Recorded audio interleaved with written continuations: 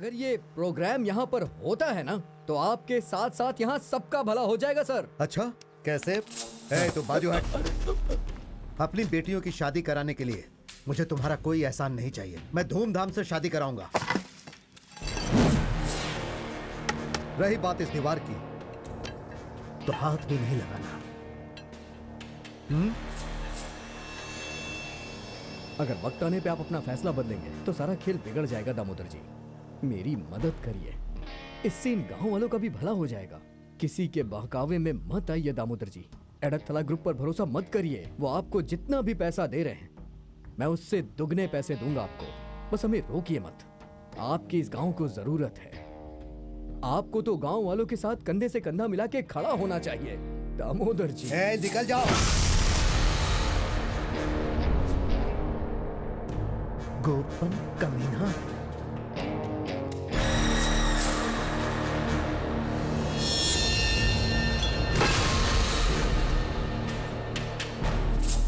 दामोदर जी, अगर आप चाहते हैं तो मैं इन सबके सामने आपके पैर पकड़ लेता हूँ। Please please Damodar ji, please. Please.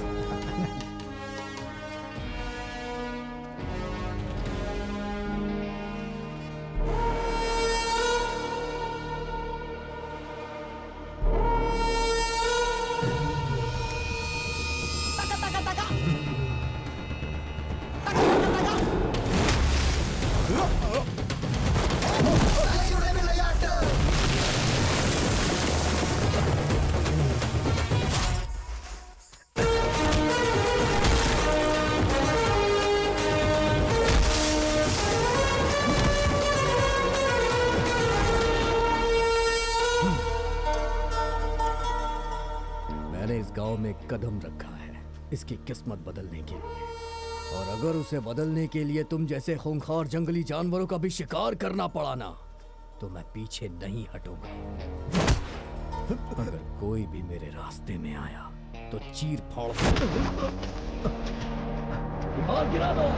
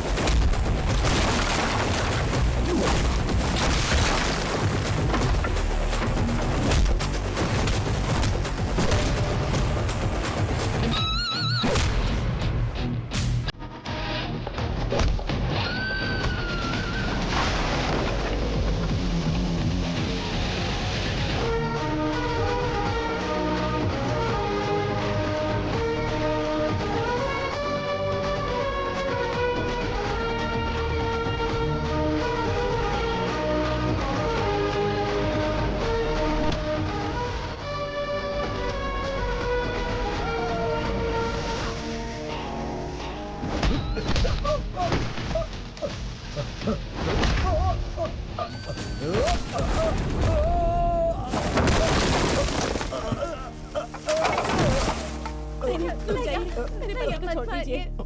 कम से कम इन लड़कियों के बारे में ही सोचिए प्लीज। बहन आप लोग जैसा सोच रही हैं मैं वैसा आदमी नहीं हूँ। ये दामोदर जी को सोचना चाहिए था ना। अरे अरे रोइए मत। देखिए आप लोग बिल्कुल चिंता मत करिए। आप लोगों को जिस चीज की भी जरूरत है उसे मैं पूरा करूंगा। क्या तुमने इनसे कहा कि तुम लोग शादी नहीं करोगी? तुम लोग अपनी पढ़ाई पूरी करो, अपने पैरों पे खड़ी हो जाओ, फिर तुम्हें इसकी जरूरत पड़ेगी ही नहीं। हाँ? शादी करना ही औरतों का काम नहीं होता है, उन्हें आत्मनिर्भर होना चाहिए। इससे हमारा समाज तरक्की करेगा। तुम लोग को जो करना है तुम करो, मैं तुम्हारे साथ हूँ। ये पूरा गांव तुम्हारे साथ है और ये बटालियन भी। अब तुम अपने बाबा को अंदर ले जाओ और उनकी थोड़ी तेल मालिश करो। चलिए उठिए। गोपाल भाई, हाँ वो आरडीओ मैडम, एसपी और सीओ साहब तुम्हें ढूंढ रहे हैं। क्या हुआ है? कोई बड़ी प्रॉब्लम होने वाली। ये सब नौकरशाही और दादागिरी उन्हें यहीं है, और बुलाऊं क्या? नहीं नहीं यहाँ मत बुलाओ, मैं वहाँ चलता हूँ। चलो हाँ।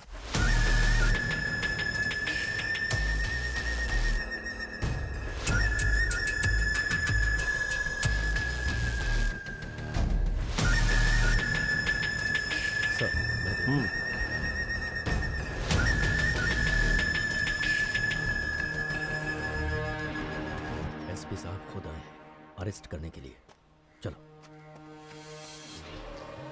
सुनिए मिस्टर गोपन, डिस्ट्रिक्ट मजिस्ट्रेट के आदेश के अनुसार हम आपको हिरासत में ले रहे हैं।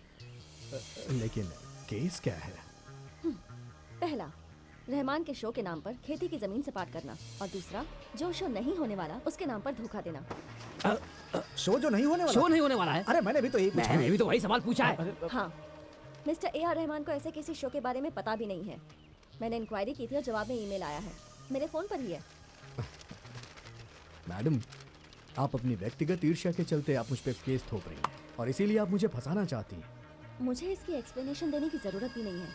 व्यक्तिगत ईर्ष्या तुम्हारे और मेरे बीच? देखिए मोहतरमा, मेरे और आपके बीच जो कुछ भी है ये सब कोई जानता है। ये कोई नई बात तो है नहीं। ये बात तो सच है कि मैडम को गोपन का नाम सुनना भी पसंद नहीं, लेकिन उनके पास पॉइंट है। ये तुम्हें समझना होगा गोपन। ले चलो इसे। तुम सब लोग चलो, निकलो यहाँ से।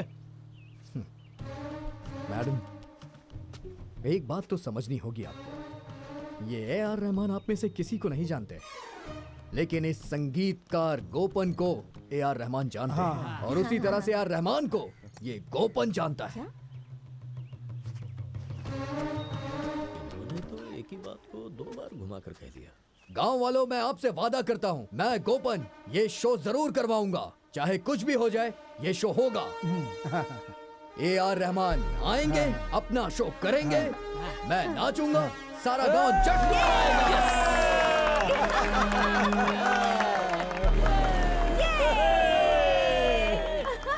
और यही क्लाइमैक्स होगा। शो की तैयारी आतिशबाजियों के साथ शुरू की जाए।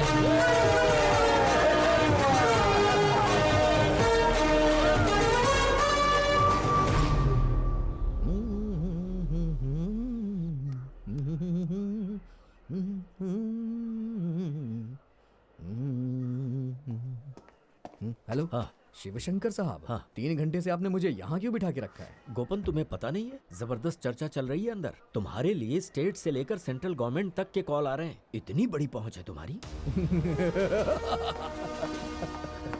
सर, एसपी साहब ने बुलाया। हाँ, मैं अंदर मिल के आता।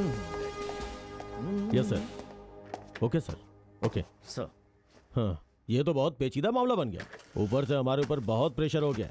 आखिर कौन है ये गोपन? सर वो काफी नटोरियस है। उसे कॉम्प्रोमाइज करके किसी तरह से वापस भेजना ठीक नहीं होगा। नहीं, ये हम नहीं कर सकते। उसने बहुत सारे अपराध किए हैं सर। खेती की जमीन को सपाट करना, जो शो होने वाला नहीं है उसकी टिकट्स बेचना, ये चीटिंग नहीं है क्या? अगर आज हमने उसे छोड़ दिया तो क्या मैसेज जाएगा? गलत मिसाल बनेगी। रियल एस्टेट माफिया जो जमीन की लेवलिंग करना चाहते हैं वो फिर से एक्टिव हो जाएंगे। So sir, we can not let go of this. वैसे सर, आपको एक्शन लेने में प्रॉब्लम क्या है? हाँ, प्रॉब्लम है मैडम। देखिए, मैं आपको खुल के नहीं बता सकता हूँ, बट डीजी साहब का ऑर्डर है, इसलिए हमें उसे छोड़ना होगा। क्या मैं अंदर आ सकता हूँ सर? यस, कम इन।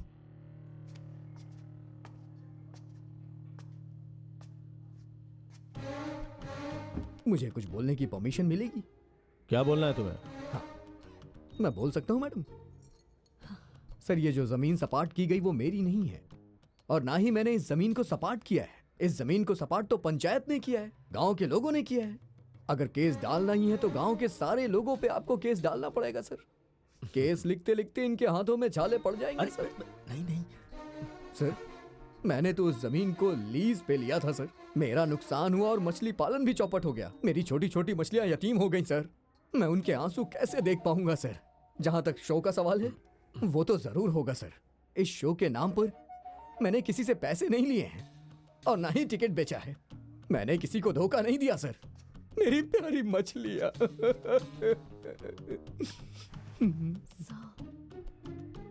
चलिए बताइए, आप मुझे किस जुर्म में गिरफ्तार करेंगे? मुझ जैसे मासूम आदमी को आप गिरफ्तार करना ही क्यों चाहते हैं? अगर कहिए तो मैं अपने वकील को बुला सर, लूं। वकील दिल्ली का है, नंद गोपाल मारन। बिना उसकी मर्जी के अगर कोई उसके बराबर तौल कर भी रुपया दे दे तो भी केस नहीं लड़ता है सर वो। सही कहा ना? सही कहा, वही वकील है मेरा। Mister Gopan, you may wait outside please.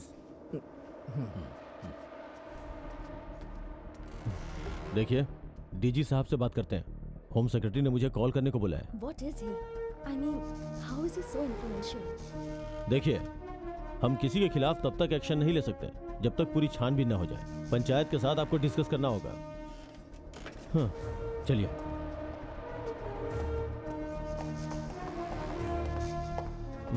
देखिए मिस्टर गोपन, अभी के लिए आप जा सकते हैं, लेकिन जब हम बुलाएंगे आपको आना होगा। सर, जब हम पुलिस वाले शर्मिंदा होते हैं तो यही कहना पड़ता है, फिर से बुलाएंगे। नॉनसेंस। हाँ, अभी खुशी मना लो क्योंकि अभी बच गए। लेकिन आगे का रास्ता इतना आसान नहीं होने वाला। तुमने जो ये नकाब पहना है, मैं उसे उतार के रहूंगी। एक्शन तो ठीक है, लेकिन आपने ये जो डायलॉग बोला है इसमें थोड़ा और ड्रामा चाहिए मुझे था। भी ऐसा ही लगा नो, मैडम। Who cares? हर समय हर एक को धोखा नहीं दे सकते तुम।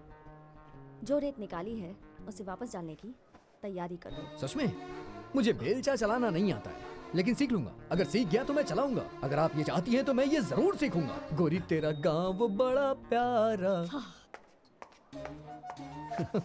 काफी घमंडी औरत है, कुछ ज्यादा ही बोलती है। तुम बिल्कुल सही हो गोपन। वो क्या कहते हैं, ब्यूरो। हाँ ठीक है, कोई बात नहीं। हाँ हाँ, इसके पीछे जरूर कोई है। ऐसी बात है क्या? मैंने देखा अरे नहीं। नहीं, इसके पीछे काफी लोग हैं। हम पता लगा लेंगे। मुझ में भी पुष्पराज है, अब ये पुष्पराज कौन है? डिटेक्टिव पुष्पराज।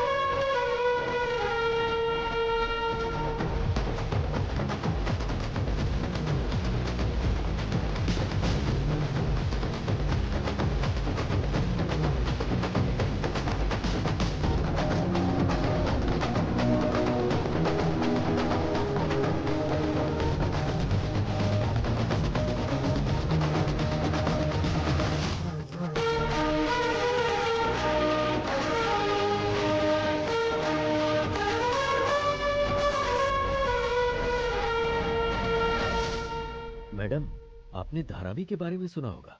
ये वही गोपन है जिसने एक ही रात में पूरी धारावी को खाली करा दिया था। What rubbish! आपने धारावी देखी भी है? वो बहुत बड़ा एरिया है। किसी ने वो जगह एक रात में खाली नहीं की है और ना ही कोई कर सकता है। नहीं मैडम, इसने खाली करवाई थी, लेकिन ये बात किसी को पता नहीं है, यहाँ तक कि धारावी के लोगों को भी नहीं। ऐसा है ये संगीतकार गोपन, नियतिनकार गोपन, ये उसका नकली नाम है मैडम। असलियत तो ये है कि वो अंडरवर्ल्ड से है। बादशाह बिल्ला काला, ये नाम अंडरवर्ल्ड में काफी फेमस है, इसीलिए इसने अपना नाम अलग रखा है। ध्यान दिया क्या आपने? नियतिनकार गोपन का असली नाम है गोपाल। जी देखिए मैडम, मैंने एक्सपर्ट्स की मदद से उसकी सारी बारीकियां बताकर 2 चित्र बनवाए हैं। गोपाल। इतनी बारीकियां बताने की क्या जरूरत थी? हमारे सामने ही तो है ये जिंदा। मैडम, भले ही मुलजिम जिंदा हो और हमारे सामने हो, पर उसका रेखा चित्र बनवाना पुलिस की कार्रवाई का एक हिस्सा है। वो अनजान डिटेक्टिव जो इसके पीछे है और जिसने सारी जानकारियां हासिल की हैं, वो कोई और नहीं बल्कि मैं हूं मैडम। आप किसी को बताइएगा नहीं। केरल के हवाई अड्डे पर जो सोना स्मगल होता है उसके पीछे वही तो है। उसकी एक और खासियत है, हर बुरा काम करता है, लोगों को मार भी डालता है, किडनैपिंग में भी एक्सपर्ट है, लेकिन वो नारकोटिक्स का धंधा कभी नहीं करता। नारकोटिक्स का धंधा गंदा है ऐसा कह के वो उससे हमेशा दूर रहता है। गोपा के बारे में मुझे इतनी ही जानकारी है मैडम, आगे पता लगा रहा हूँ। लगता है आपने जो ऑर्डर किया था आ गया है। इतनी देर क्यों लगा दी तुमने? गोपा, मैं मैडम से मिलने के लिए आया हूँ।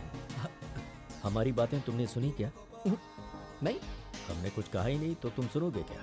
हाँ, जा रहे हैं क्या? मैं थोड़ा जल्दी में हूँ इसलिए जा रहा हूँ। फिर दरवाजा क्यों बंद कर रहे हैं? उन्हें प्राइवेसी चाहिए होगी ना, इसलिए।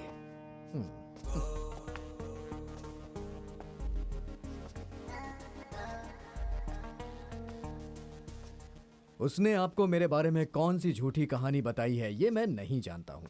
आप पर है, आप मुझ पर विश्वास करेंगी या नहीं करेंगी। लेकिन एक बात मैं आपको बता दूं, ये बहुत ही बड़ा मूर्ख है। ये बात मुझे समझ आ गई है।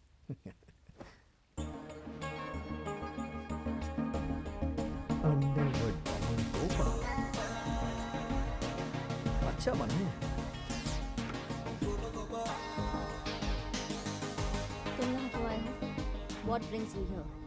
मैडम, आप पब्लिक सर्वेंट हैं, आपको पब्लिक की सेवा करनी चाहिए। हम तो कभी कभी आपसे मिलकर आपको अपनी प्रॉब्लम्स बताते हैं, भले ही आधी रात क्यों ना हो। अब जो मैं कहने आया हूं उसे आपको सुनना पड़ेगा। ओह माय गॉड, मैं यहाँ पे बैठ सकता हूँ क्या? ये झूले वाला सोफा मुझे बहुत पसंद है। जब भी मैं इसे देखता हूँ तो मुझे बैठने का मन करता है। एग्रीमेंट के मुताबिक मैंने उस जमीन को लीज पे ली है। उसमें दखल देने के लिए एडाथला ग्रुप ने मुझ पर केस दायर किया है। इस केस को अच्छे तरीके से लड़ने के लिए मैं और मेरे वकीलों ने इस जमीन पे बहुत ही बारीकी से स्टडी कर रहे हैं। हमें पता चला कि एडाथला ग्रुप का इस पर कोई मालिकाना हक नहीं है। उनके पास जो कागजात हैं वो जाली हैं। जमीन के मालिक श्रीधरन मास्टर जी हैं। इन मास्टर जी ने उस ग्रुप से पैसे उधार लिए थे। उन्होंने वो पैसे अपनी बेटी की शादी करवाने के लिए लिए थे।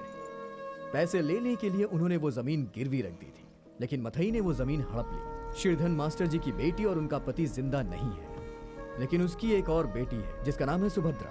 लेकिन वो बेचारी इन लोगों से डरती है। मास्टर और उनकी पोती डर से दूसरे गांव में रहते हैं। मैं उन्हें यहाँ लेके आऊंगा, उन्हें इस केस का विटनेस बनाऊंगा। अगर इंसानियत के नजरिए से देखा जाए तो उनके साथ अन्याय हुआ है, ये बात पक्की है। सारे कागजात उनके हैं, जमीन उनकी है और वो उन्हें मिलनी चाहिए। मैं चलता हूं मैडम। अगर मैं आपसे कुछ मांगू तो आप मना मत करिएगा मैडम। मैं ये पोस्टर ले जाऊंगा, ट्रेनिंग करवा के इसे घर में टांगूंगा अपने, प्लीज।